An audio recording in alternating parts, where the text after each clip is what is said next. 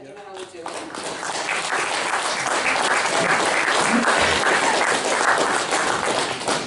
End on the worst one. My knees, I'm going to sit down. Sorry, but my knees are gone. Now, can we go, do you want the lights turned down to see the screen, please? I'm going to answer a few questions. I didn't think I've answered fully when the gentleman said, who are they? I've had many guides that have helped me, and one particular one I don't get on with, and I do get on with. Do all of you remember when Harry Bopp was in the sky? That was going back some time. How many years ago was that? 30 years? 2000. 97. 97 was it? Thank you. They did a sky watch up on the Wenalt behind us, and they had the telescopes out watching Harry Bopp. And it was my first introduction to a true cosmic guide that has been with me on and off for a long time. His name is called Malachi, and he had great delight. He boomed in my ear on that top of the Wenalt. I have flown on the wings of the comet, and I thought, what the hell have I got here? And it turns out that he's an old cosmic guide that has had many hundreds or thousands of lifetimes on the earth, but also other places. His biggest fault is he loves to play.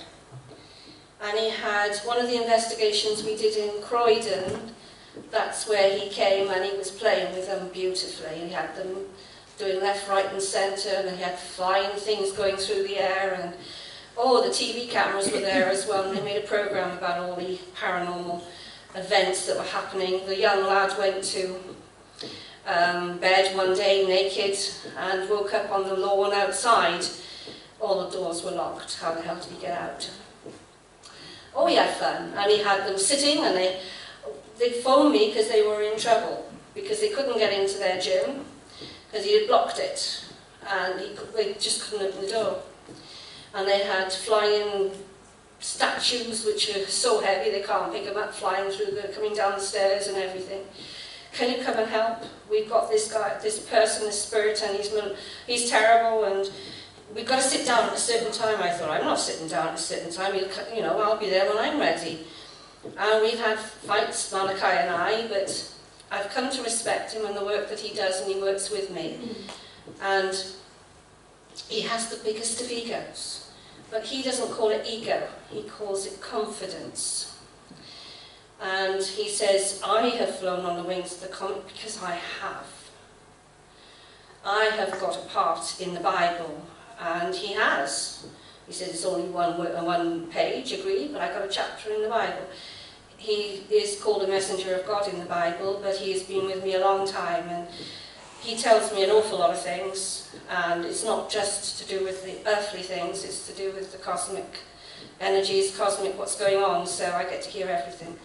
Well, not everything, but what he wants me to hear. I've done, the place where I work is called The Circle, and they keep a record of everything that I do and everything what every other reader does, and there's only so many of us, there's about 200 of us, approximately. And we do all the work for all the magazines and everything up and down the country. And I've done over 32,000 readings. I can't believe it, but they keep a record, and it's shown on the site. They keep a record of all the actual readings that we do. But he helps me with a hell of a lot of them. And you would be shocked who I've spoken to on that line. And literally the kind of people that come. So in some respects, I'm doing their work through the people that come that are directed to me, and he brings them. And when it's for him, it's like I've just got to give what I get, and that's who half the stuff comes from. His name is Malachi. Just thought you'd like to know. This one really, this is an investigation I wasn't going to do because it breaks my heart every time I do it. If I end up crying, I've got to apologise straight away. It broke my heart when this one happened. Take a break. No, it was Fate and Fortune. Take a break. Yes, it is a Take a Break magazine. I do investigations for the magazine, and they phoned me up and they said, can you do something for us? I said, what you want? An investigation over, it's the A4042 road from, if I remember rightly, from Tredegar to Abergavenny. Anybody been on that road? Anybody know it? There's a trough there, and she said, I don't want to tell you anything. All I want you to do is investigate and see what you get. Let me go to the next slide. Oh, that's an orb taken in my back garden. That's a hydrangea bush. That shows you how big they can get. There's little ones coming out of it. And the next photo? That's it just after it's gone, but you can see the little ones still coming out. And the next photograph. You see, when I do I've done over 20 years around the church services, undertaking clairvoyant mediumship demonstrations for over 20 years, and Chris does take photographs now and then. And the next one. And this is a UFO in Robina, in King Coed, where a friend of ours opened the back door, and that was above his house. Can I pop jump in there? Yeah. 8th of June 2008. That was the same day that the police helicopter was coming in and landed at St Athan, and he was buzzed by UFO. Yeah. And I actually interviewed the pilot There you a are. month ago. That was the same day. He won't, he is such a shy person, isn't he, Chris? It's Dave. He will not tell you about this. He told me because it was in confidence, and he'd probably be hating the fact I'm talking about it, but I shall keep him anonymous. But it was his mother was putting washing on the line at the time, and he just turned to her and said, look up. And there was the UFO over his house. He will not talk about it. You know that representation there? Is that a representation of how big it actually was? Yeah. Because that reminds me of how That was the size, because I asked him how big was it, you know, and he said that was the size. It's funny that, because the guy who's going to speak tonight, Howard Middleton Jones, saw something exactly like that in 1965 in Swansea Single Hospital. Yeah. The Single Hospital is quite large. Yeah, it's quite as big as that. And It was, you couldn't see the sky, he said, all you could see was the underneath of the craft. Is this daytime? Yeah. Sorry, was it daytime? Daytime. Where is it, Rubina? Rubina. Okay. Mine are two from Penta. I attacked that. Can we have the next one, please? That's another orb that was in Brecon Way. If you go close up, you can see the face. I think the next one is a close-up one. Yeah, you can see the face. Actually, that's where a plane came down. So I think that's more of a ghosty kind of thing rather than a UFO thing. But that's where a plane came down. And you can definitely see the face in that one, can't you? And the next one. Skywatch. Go on a Skywatch, they're always attracted. Next one. Yeah, they always come in a Skywatch. Take cameras, if you're going on a Skywatch, take your cameras with you. High energy, the high energy is there, they're there. Take photographs. And the next one. Now. This is this investigation. Oh, it runs from Pontypool to Abergavenny, the A4042. And this is what the magazine had told me. 2 policemen had seen something and apparently were very upset over this experience. I asked Fate and Fortune for only the time of the occurrence, as I have worked with Spirit for over 30 years and I trust them. I found that this is the best way to go into any investigation knowing nothing, which is true. You've got to do that. Because I find with investigations you go back time and time again, you get parts of the story each and every time. And by the way, where that big, Culver House Cross, Ely, where the pilot saw that tanker, a lady opened her curtains in the morning, there was a UFO staring in. There's a lot of activity going on over there, you know. Okay, next one. Right, this is the one I wanted. This investigation, I went to the trough, and I'm a psychic artist, so I find that if I do drawings, the spirit comes close and they come in and they literally give me things, and you know, there was quite a few spirit there when we went to actually visit. There was a robbery, a highway robbery, but the actual ones that I've got, it was a very young soul that came through. So tragic, poor babe. The words were so clearly spoken to me through tears, and you can see the tears in the psychic art portrait. It's all on the actual website, but this was in 2006. He was crying, and he was rough. He told me he was 21, 22, and he just kept saying, "I'm sorry, Mum, I'm so sorry, please, please forgive me." He had died on the road. What happened was that he had bought a motorcycle off a friend, and he was in the middle of buying it, and he was in the pub, and the keys were on the table, so he stole the keys.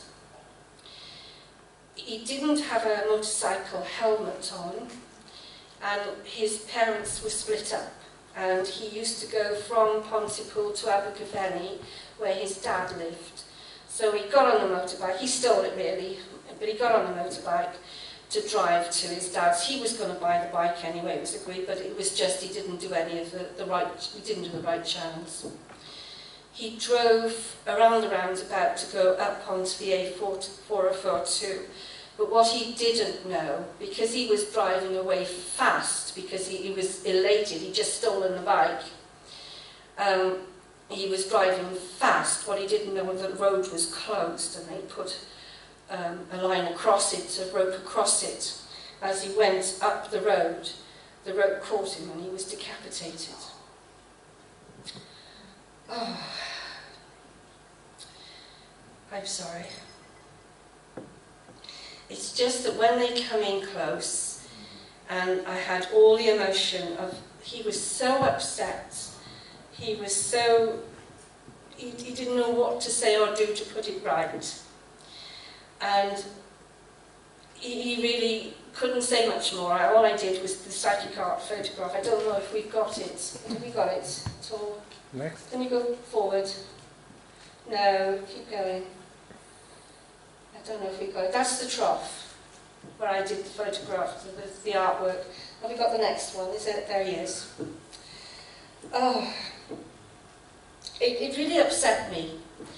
And then all I could see was a monk, and because this had really upset me and I started crying with him, we had to close down, and I thought I'd have to come back at the time of when the actual Fate and Fortune magazine said to actually come back, which was the incident happened at 4 AM in the morning.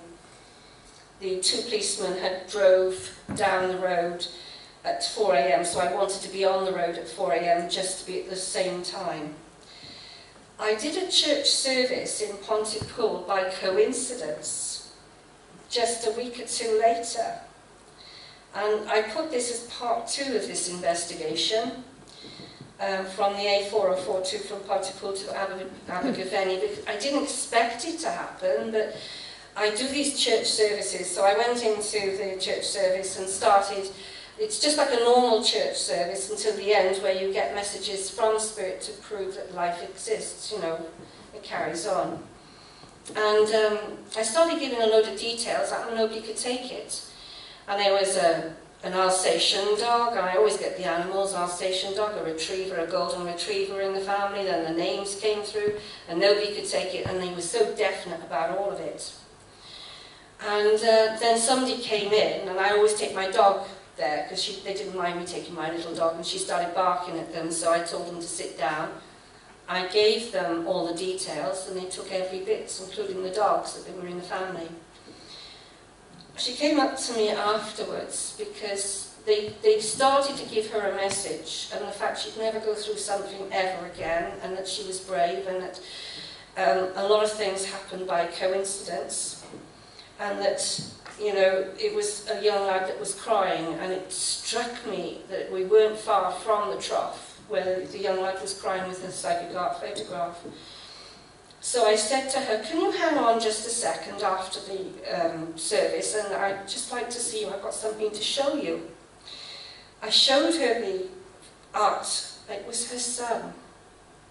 And that's how I got all the details of what happened and how he died. And I'm getting all the shivers now. I don't know if anybody else is getting the shivers. He's probably around because we're talking about him. But he died too young, and literally she told me the story that he'd stolen the motorbike going to see his father. And, you know, the fact that it was a tragic, tragic accident. Her son was 6'2" tall, was considered very handsome. Apparently his son was not wearing a helmet when he died. The inquest into his son's death has not happened yet. His son was called Adam Anthony Jones. He was wearing a white t-shirt and blue trousers when she visited him in hospital after the event. Adam was already dead and died at the scene of the accident. It was the same high cheekbones and dimple in the chin when he was younger. As you can imagine, this was so upsetting, and I thought, I've got to go back, because I've started doing the first part of the investigation, and this was part of the second part for the magazine, so I thought I've got to go back one more time at the time of when the policeman had the incident. So I went, and before I did, Pam Jones' mum, told me that there was an article in the newspaper about his son, and if I wanted to, I could go to the magazine, and she was willing for me to have a photograph of him from the Gazette, it was in Newport. So I got the Gazette, and they sent me the photograph. And the article, they did that too. And this is the amazing thing. I just can't believe what happened next. Adam,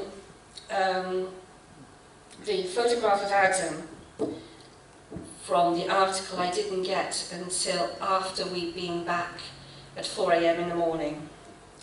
So there we were. This is psychic investigations, you've got to go anytime. You know, and it was cold. It was freezing, wasn't it, Chris? And we went to the trough and we sat down, and all of a sudden the car door opened and somebody settled in, and it wasn't Chris. And I turned, I was going to talk to Chris, and somebody else was there. It was a monk.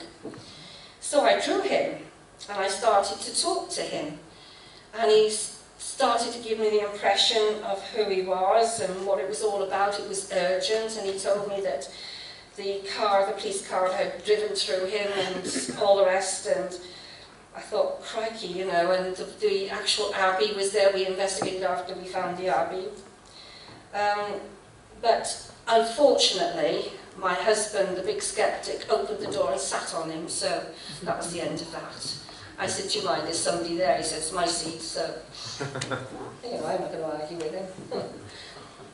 The monk had told me that the ground, which was an old burial ground, had been disturbed and had caused the energy to go out of balance, and was the reason why the doorway was opened and spirit could come through. In the first investigation, we took paranormal photographs of the building site next to the police station, and I wondered whether this was the disturbed site. I never assume anything with spirit, but this was just a few hundred yards from where we were sitting.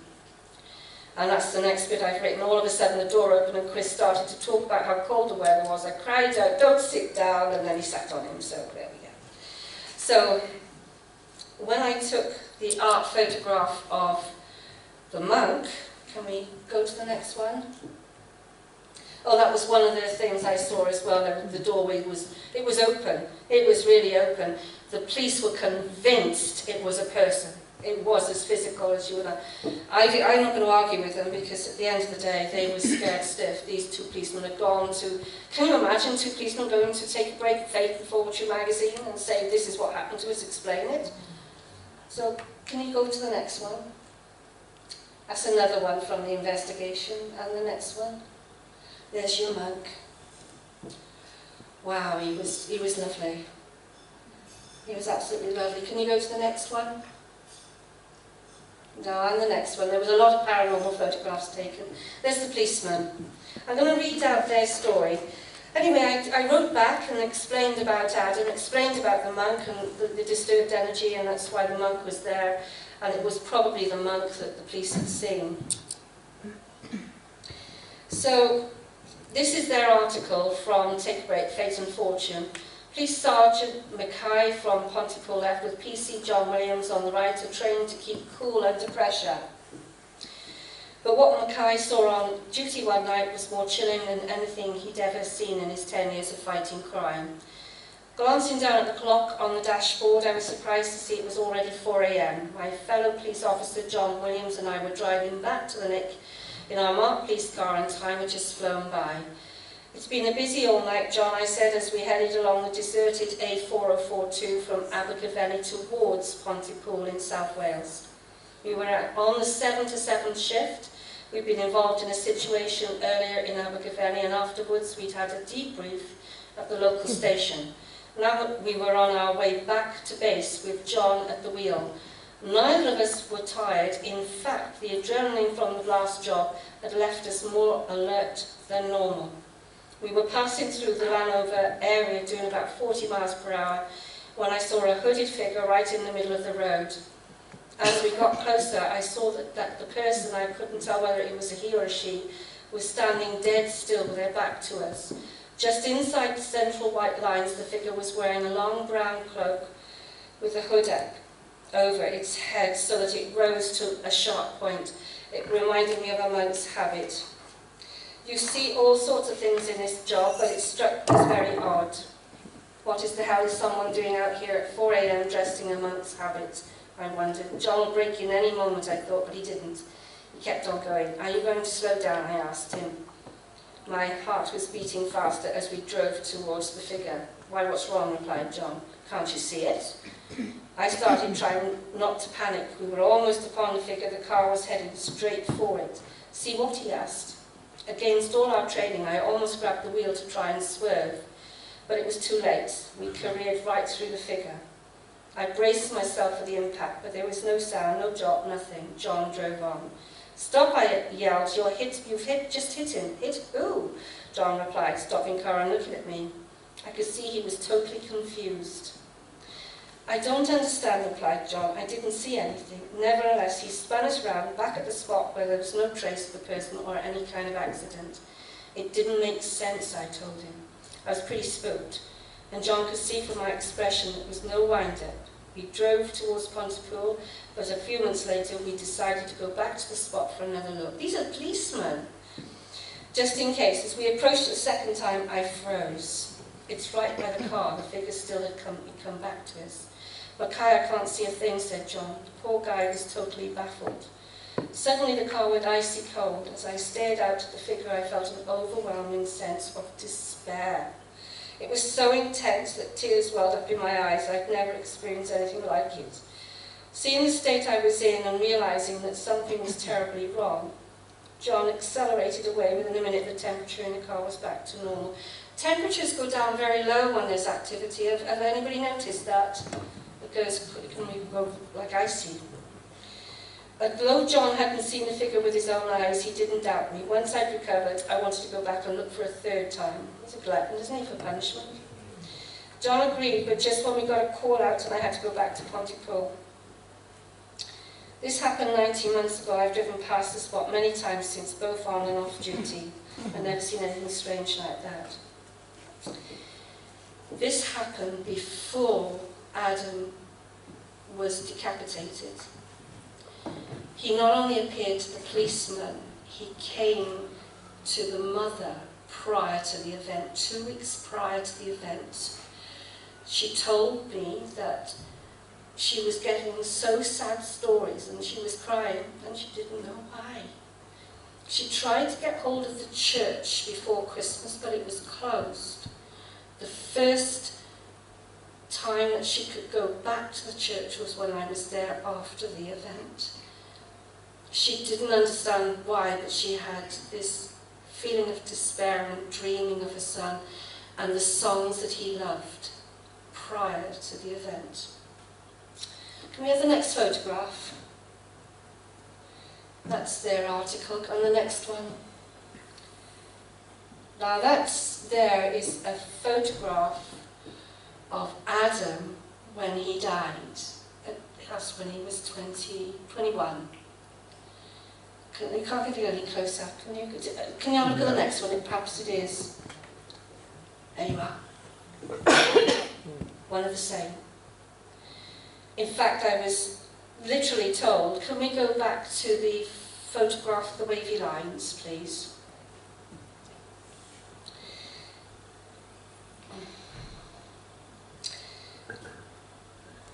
Right. My conclusion is a strange one. On my first visit to this place, I remarked to Fate and Fortune magazine that a vehicle went straight through the ghost of Adam. It didn't, it went through the monk. Adam and the monk are one and the same. Now, time is not straight. It's like this. It's wavy. It's like that, sorry. Time is not straight, linear. It's like that. I've noticed that when we take photographs, I could be at the top loop of that first, sitting there with my camera going click, and time has travelled on all the way down to that loop and gone back up, and I'm taking a photograph of the second loop. The time difference could be 100 years. But it's just like a doorway's opening up just in front of you. Adam and the monk were the same. He come back to warn Adam, warn the mother, be with the police prior to the event to stop it happening, and he couldn't. You can't stop something that's going to happen. I've realised that. If something is destiny, we can interfere to a certain extent, but you can't interfere like this, and that's why it never happened. Later on, reading Mackay's story, he confirms that the police car went through the ghost of the monk. He also felt that the trough meant something. This was where we had a large orb with a purple tinge to the edge, which I associate with abbeys and churches. Mackay felt an overwhelming feeling of despair and death prior to Adam dying. That young lad, that monk, it's almost like the monk was trying to warn himself in the future not to do it. It affected the energy system. When we went there on the first occasion, the energy was all over the place. You would feel it on your feet. It was all over the place. And when we blew up some of the orbs, we could see a lot of things. But the two photographs are side by side in the actual website. Time is not linear. The soul of Adam and the monk are one and the same, just different times. If we are regressed, we go back into our past lives, why not the future? And I've seen this happen. The monks understood the energy system, and as the energies were so high by the trough, for one precious moment in time, a soul of the past could see a glimpse of a dramatic event in his future. I'm trying to stop it, and you couldn't. In March 2006, I met Pamela Jones, Adam's mother, to hand over the framed original artwork of her son. This was a very emotional meeting, and I know I've put off writing this event for some time. Clear there was unconditional love between... Sorry. Such a tragedy. I was 21 years old, such a tragedy. But I can't go on with this one, but I have to say that it affected me a great deal. But not only that, to realise that there's more to life than what we could ever understand. And these dimensional doors open up and can when things go wrong. You know, I don't know if it's right or wrong, but the monks knew how to manipulate the energy system, and they're the only ones. When I see people who've got a time key, which is a very rare event, a time key is when you can manipulate and open these doorways. But you have to have personal responsibility. You cannot do that. And that's one of the things he overstepped the line. But if you can go back to the photograph of the two together,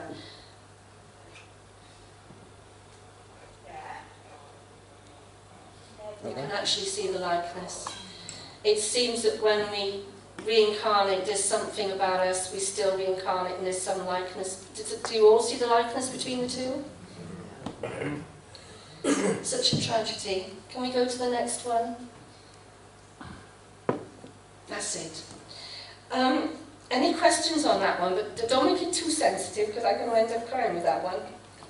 Any other questions on that one? Yeah. What do you think of monks? Because a lot of people see monks, don't they? Like I've read loads of stories. No, not everybody sees monks. No, but a lot of people have seen monks. Is that a way of foretelling things then? Monks understood the energy system. Do you think they're always trying to tell that person something? Monks understood the energy system. They can go back and forth in time. We're not supposed to, anybody is supposed to interfere. But what I have noticed with people who have been in the church, monks, nuns, etc., that have high energy and the innocent energy that can open the doorways and do this kind of work and warn people and help people and guide people, I have noticed one or two things. Sometimes they are a reincarnation and they're your own guide, purely because they took vows of poverty and chastity. And sometimes those vows go on to other lifetimes, and they shouldn't interfere in other lifetimes, but they do. And so it's like getting rid of a little bit, not of a curse, but of what you did. Explanation. I had a fear of the dentist. As a 6-year-old, I had an overcrowded mouth of teeth. And my mother took me to the dentist, and I screamed the place down. There's nothing worse than a kiddie screaming the place down in a dentist. I screamed the place down. My mother couldn't get over it. I went from dentist to dentist, and whoop, out she goes. She started screaming. And it wasn't until I had a regression did I ever realise why. If you drown one lifetime, you've got a fear of water in the next. There's no reason for it. I had a fear of the gas. When they took out teeth when I was young, it was by gas. And when I had a regression, I saw myself as a little girl, naked in the gas chambers. And it really affected me. So in some respects, I couldn't do it because, as I said to you right at the very beginning of this talk, when you're younger, you are more susceptible to remembering things that have happened to you from past lives. You're not really, it's when you're younger and you're innocent and you're sensitive that you do pick up things, yes. But that really shocked me because it was only when I had a regression did I realise that's the reason why for the dentist. With monks, they took those vows which affected them. And I've done so many readings with people who have been abused in very big karmic ties that have affected many, many, many, many, many lifetimes. And it's why people, certain people accept abuse as the norm. And you go, what the hell? You know? But each lifetime they come back to learn it's not right. Here they go into this cycle again. And accept abuse. Because in one huge lifetime, that's when it started. The first original sin. When the first one happened, that's when the trouble started. And that caused the scar. And the wound opens up every time. Until you break the cycle. And you figure it out. And you work it out. And there's only one way of doing that. That I've learned the hard way. And you learned with somebody who I knew for a long time, who I loved. And that's unconditional love. And it is a toughie. How the hell can you love somebody that has murdered you in another lifetime? And do you know how you do that? And they do it, they're very clever. They put you into your family. It could be your son. Next lifetime, he's your son. You love him unconditionally. You forgive him everything. So I hope that's answered. It could be you in a previous life, but because you're susceptible to it, because the two vows, and it may explain why poverty and chastity are two problems in a person's life. Does that help you? They do help, yes, but they understand the energy system more in those days. Sometimes I wonder if that's why old Henry VIII did what he did, because they were very powerful, the monks. Yeah. Excuse me. You know what you were saying that you see spirits and stuff like that? Sorry, I can't see you. Can you put your hand up? Oh, there you are. Sorry. Yeah. Do you know that something is here now? Yeah. Yeah, I do as well. Yeah. Because I see like grey. It's almost like the cloud. I see it like, it's like passing through here. Yeah. There was something here, and then there was something around here. Yeah. Right, don't see it, any other direction. So it's been here and it's been here. And part of my body is hot, and then the other part of my body is cold. Everybody is psychic to some extent. Yeah, I get that. I mean, I was telling my daughter was with me. I went into one of the pubs in Gosaina. And what's that pub in Gosaina called? Spirit Inn? That's one of the most haunted. Oh, yeah. I went in there with her, and there was nobody by the door, just us walking in there. This was around the morning, around about 9 o'clock, because we went to go for breakfast. And we were waiting, but the people were by the bar, you know, chilling up and stuff like that. And as I was waiting, all of a sudden, I got pushed. And I thought, well, I looked around, but there's nobody there. My daughter was beside me, but the push, I felt the push, because I fell forward. And then I said to her, I said, did you just push me? And she said, no, you know. And I looked at the lady on the bar, and I said to her, I said, do you realise you've got a ghost in this place? And she just laughed at me, you know, and I never forgot it, the force that this was a woman, was a male, you know, basically pushed me. Chris is one of the biggest skeptics going, and they've done everything to him. They pushed him as well. And there's nobody there, but they pushed him, and he will have the fact that he was pushed, and they tried to prove it to him they're there. Yeah. But he tries to find a physical. How can you find an explanation for being pushed and there's nobody behind you? I did. I said to her, seriously, not just because you can't, you know, physically see it properly, but you can feel, if they want to do something, you can actually feel the pressure. I think a lot of people in this room are here because you've had your own experiences, and you because you've not only had your own UFO experiences, but you've also had spiritual experiences yourself. You've probably seen or heard something. That's the reason why you're interested. And to be quite honest, I mean, I would say probably most of you are psychic in some way, shape or form. Yeah, I wouldn't at all doubt that. Yeah, I do see things now and then. I don't ask for it. No. But sometimes, you know, I could just sort of look over this, all of a sudden I've seen something moving. Yeah. You know, and if I'm trying to see somebody, you know, it could be a male, you know, or it could be someone that's just, you know, I know somebody's just died, and I didn't know that person had died. It's like they want to show an appearance sometimes. Yeah, they do. They want to give you proof. They want to give you proof that they're there. Yeah. And they really want you to know that they're there, because some of the investigations we've done have just been blown my mind. You should read some of them on the website, because they are really unbelievable. Because they're proving dimensional things, and we're getting the proof in photographs as well. Yeah.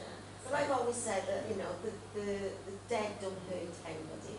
No. That's the way I see it. As long as they live in and stuff. Oh, I'm going to dispute that one. That's the way I never really had a bad sort of bad. No, I haven't, but I've heard of them, and I've investigated one of them, and there was a reason for it.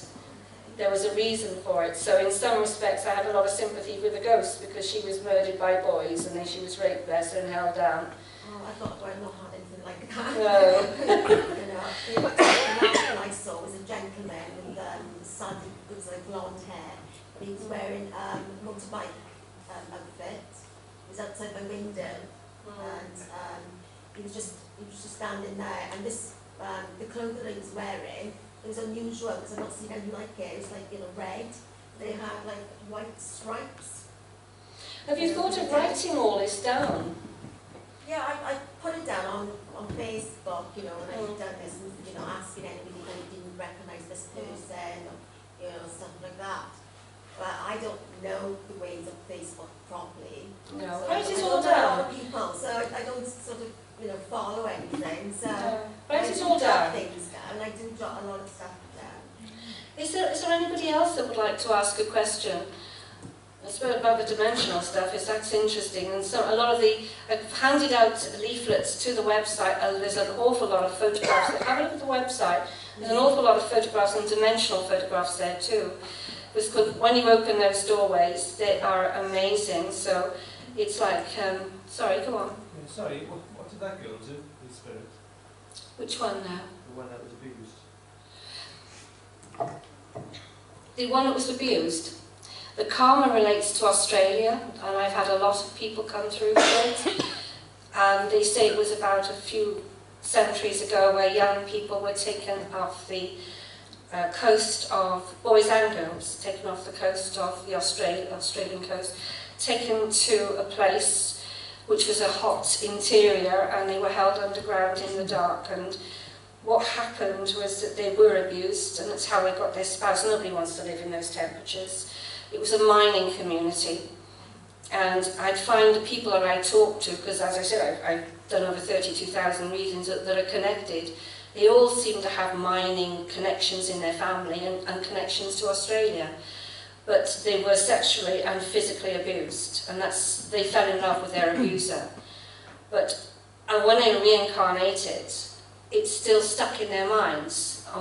It still was there, because then they couldn't go into a relationship as a normal relationship. They had to go into an abusive relationship because they understood that. They weren't healed from it. It's like they come back to heal from it and to experience it and to forgive. And once they've forgiven, it was all over. But it was a case of her karma has to balance. Those people were reincarnated into that karma, have been both sides. They've been the abused and the abuser for it to balance. That's how I learned. Strange, isn't it? Sorry. You say you're working with spirit. Have you had experiences with angels? I work with angels, particularly one, Michael. Yeah. He always seems to come when people are in crisis. He's the best one because he always puts people into a break time. And then he just holds them there, and they hate it because people come on the line and they say, well, nothing is happening. And I say, no, it won't happen because you've got Michael in the aura system. And when you've got Michael there, he works on the whole of your aura system. But it's only that one I particularly work with. And Malachi, but, well, working with Malachi has been interesting, but there we go. I'll tell you about that one. It was amazing because we went down there and I took an insurance friend, and she was a loss adjuster. We went into their house, which is a big house, and it had a swimming pool and a jacuzzi and a gym. And Malachi had actually put the gym in the shape of a cross. Big, heavy weights and everything was put into the shape of a cross. And he really had them running around like anything. And when he said, go outside, I said, why? He said, well, I want to show you who I am. I said, oh, fine, let's go and have a look. Anyway, it was a bit like Predator. The background moved. The summer house was out. He was bigger than the summer house, and this was his reincarnation in another place, and he was huge. And literally, how he did it was the background moved in the shape of him, a bit like Predator. It's the only way I can describe it. I went, wow. And then he went, on the way home, she ran out.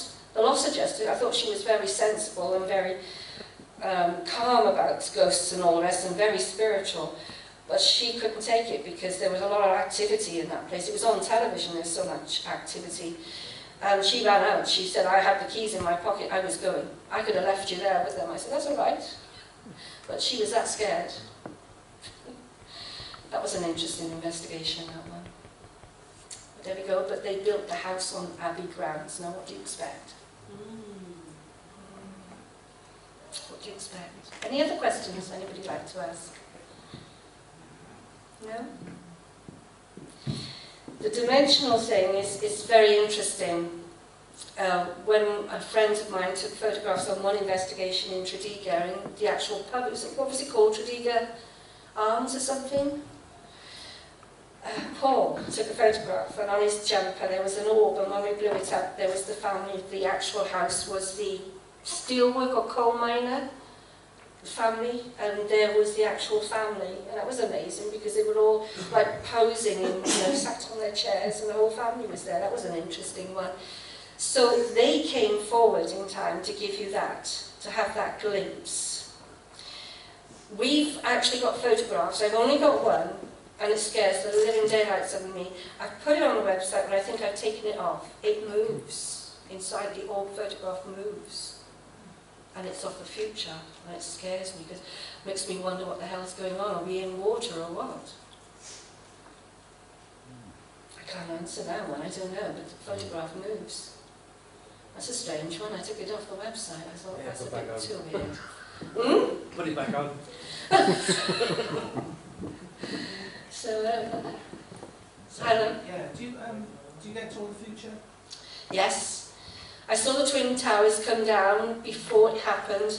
I think if you're around these kind of UFOs, and they talk to you in the mind, you see, and it's like you get more psychic. People have been around it. Have you noticed this with your investigations, that people who have been around UFOs seem to be more psychic, and Yeah, definitely. it changes their life? And it certainly happened to me. I see the future, yes. I saw the fall. I thought it was an earthquake, but I saw the Twin Towers fall about a fortnight, Chris, was it, before it happened? About a fortnight before it happened, yeah. I just didn't know what brought it down. I didn't see the planes. It scared me, yes. Does it, you know, lots of people who have dreams of the future, it's like you're being shown things for a reason. And I couldn't understand why they used to pick on me to do all this kind of thing. I'm just a normal person. But to be honest, the work that I do, I've had some shocks of who comes through. The scientists have come through to talk to me and said, well, we're proving what you're doing. I said, oh, you're living. We're interested in you because you literally are seeing the doorways, opening the doorways. And in the bedroom, when there was high energy, one of the doorways opened and I didn't go through because it just changed the scenery. The bed could have gone through. I could have walked through that. Where the hell would I come out at? Would I have disappeared? So it does, you know, they do get interested, and yes, and some of the phone calls I get, where they're headed, because the car industry, there's one that's going to change, it's changing now. But also some of my clients are trying to change solar energy and batteries at the moment, and they come to me as well. So these are people that, what the hell are they doing with me? You know, why are they coming to me? But I think Malachi works with me, through me, to them, and gives them what they need to know. Because they're going to change this world, and they're doing it subtly behind people's backs, like this. Which is interesting, isn't it?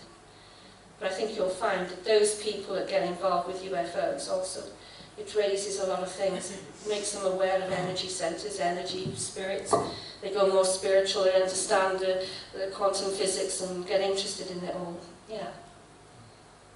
Have you had a UFO experience? Not personally. No? Never, no.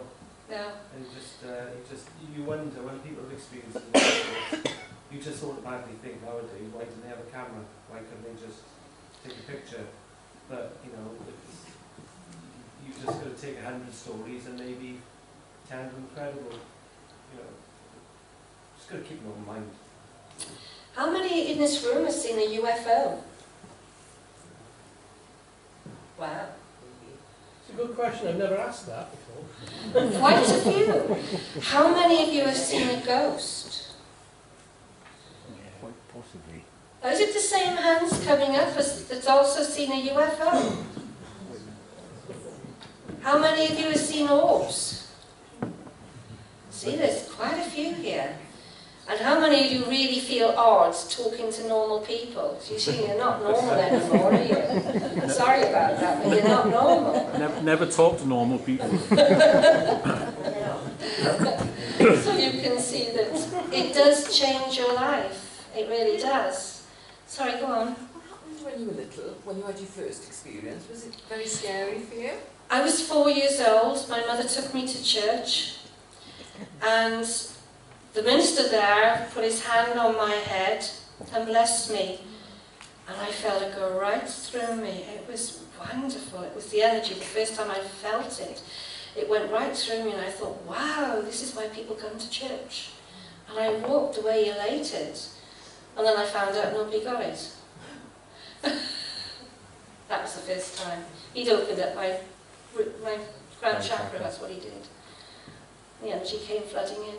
So did you see spirits after that? Yeah, it was the first experience I had very, well, I think a lot of you can relate to this because you're different. You are. All of you are different because you're here. But when you were at school, you probably stood out and you could read people and they couldn't read you. You were different. How many of you have that? Growing up, you feel, oh, there's one going out through the door. So in some respects, it's a case of, I was different. I did stand out, but it wasn't until 14 then I had the first spiritual experience. I went on holiday with my friend, and I knew somebody had just fallen out of the window and committed suicide. So, and the girl was in the room. So yeah. Do you know people experience the ghosts, you know, on a regular basis? Do you think they could be going through a time slip and experience someone their time in our time? Do you understand? Yes, I do understand where you're coming from in this. Because I think that the only way I can describe this is through a person's experience. My friend Anne had cancer in the back. She was a beautiful character. They called her Seeker. And she used to help a lot of people. And she had to go through an emergency operation on her back. And when she went on that operation, in that theatre, she died on the table. She came out of body. She was able to see the things on the cupboard at the top, and then she was zoomed out, and she went to see her family. She went to come and see me, apparently. There we go. I was working at the time in insurance. Then she had a near-death experience. She was dragged in backwards, and it was the most horrific experience she'd ever had. She saw the horror. It was a black tunnel. It was horrific. She saw all horrible things, faces and demons and all the rest. And she came out, and her grandmother was there. And instead of her being loving and dovey and all the rest, literally told her off and told her to go back and look after her children. So next thing she knew, she was back inside her body. She related all of this to the surgeon who she saw afterwards, including the fact that he needed an orange box to stand on to do the operation, because she thought it was so funny. When she came back into body, she noticed it. He was so shocked of her story, and shocked because it was all true. He did stand on an orange box. We're out of body. When some people have these out-of-body experiences, I mean, I think that we visit people. When you talk about time slips, I think that we literally can visit our relatives from previous times and future times. I've taken photographs of events that were in the future, and I can't understand it. There's one photograph that I've taken in my local park of a little girl looking down from a tree. And later on, you know, I was dark. Later on I went blonde because I had grey hairs. I tried to disguise them, so I went blonde. I always said I go blonde when I go grey. And that photograph I really relate to, because I'm looking at it and I'm thinking, that's me. Yeah, I totally agree. Anything's possible. That's what they taught me. That's what quantum physics is all about, is opening these doorways to past and to the future. Remember the wavy line? Yeah. The wavy line, you can go forward, you see. Those doorways open. You've seen the orbs, they're as big as the person. Those doorways open. They're open in the future as well as the past, yes. Yes. Do you think there's young souls and older souls? Yes, there is. They're very well looked after, the young souls. They come on the line, and when I get an old soul, boy, you feel the energy straight away, and I go, ooh, that's somebody who's been here before, and probably their mum and dad have said that. So you can have a toddler who wants to play the piano or something like that, and an older person then who's a young soul. When we learn to play the piano one lifetime, we take that talent. They're called keys. That's what they've taught me, is their keys. They're reward keys, I call them. It means you can have another lifetime when you've got these reward keys that you've earned from previous lives. And they come back as talents. So when you've completed your karmic debt and credit, what you're supposed to do this lifetime, they say it's the balance. You get your keys back and you have your talents back, and then you go down the road of passion. And that's what they've explained it to me. Those keys are reward keys that you've earned from previous life. You can play the piano and pick it up. It's like it's a talent, yes. because you've done all the work in another lifetime. Yeah. True. Could that be a bad person then?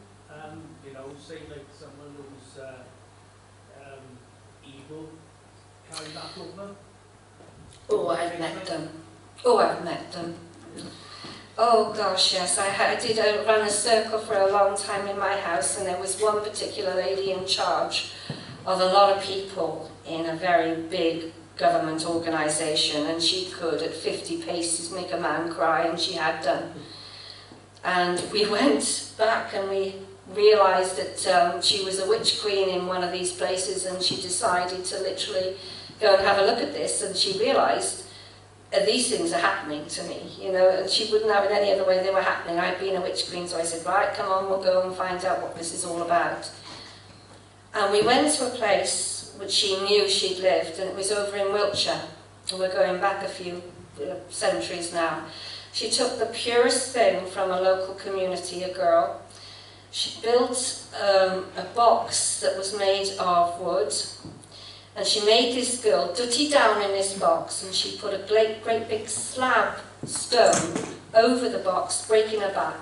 Not killing her, breaking her back, so she's in agony, and literally performing satanic rites. She killed a lot of people, and then all she could see was leaves. In those days, they didn't used to hang you by the neck, they used to hang you by the feet, so all she saw was leaves, so they hung her. But as she opened the door to ask for forgiveness, this girl was crying. She was one of the biggest bosses in, I'm not going to say where she was because it would give the game away, but she was in charge of hundreds. She was crying her eyes out, and when she opened that box and the spirit flew back, the pain I'd had in my neck and back went, and I think, I loved her and I forgave her. How the hell could I not have? Because I might have taught her in another lifetime how to do it. Who knows? Yeah, I come across them. Any other question? Do you have any predictions, you know, like global predictions, you know, from the future, or something significant events? I've loads of predictions. Oh, sorry, loads of predictions, but I like finding things. I like finding animals, and I've done that many, many times. And that's when I feel it's a great success.